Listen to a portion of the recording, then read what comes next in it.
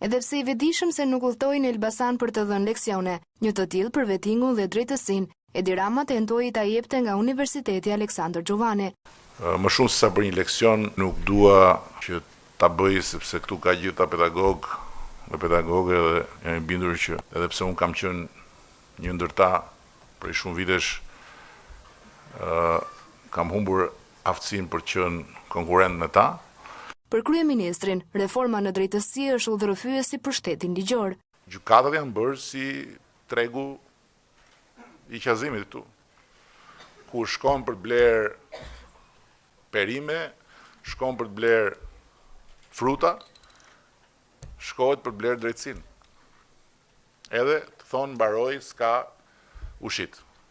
Prandaj reforma në drejtësi është reforma e reformave. Është ylli polar në rrugën tonë për të bërë shtet. Shefi Selis Roze mpreu mirëgjuhën dhe bëri akuza të forta për njerëzit e drejtësisë, pa përjashtuar prej tyre një grush gjyqtarësh e prokurorësh të ndershëm. Një mollë e kalbur kalb gjithë arkën, shportën, thot populli. Dhe ju siguroj që në sistemin tonë drejtësisë ka pa diskutim personalitete, ka pa diskutim kapacitete, por gjitha këto janë krejtësisht pafuqishme dhe madje të asfiksuara për shkak se pushtetin në sistemin drejtësisë e kanë kriminalët. Me plot gojen.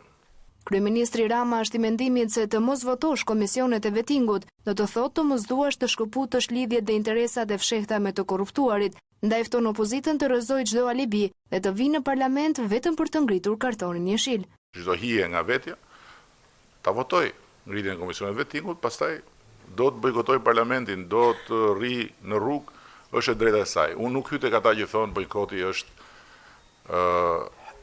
vërmëtaria armiqësore. Nëse opozita nuk vjen, praktikisht e bllokon procesin. Dhe praktikisht gjykatësit vazhdojnë me çekit në dorë t'i bien ballit njerëzve që janë pafuqishëm për ta blerë drejtësinë. Në nisje të këtij leksioni të hapur, Rama u prit me protesta dhe pankarta nga një grup studentësh.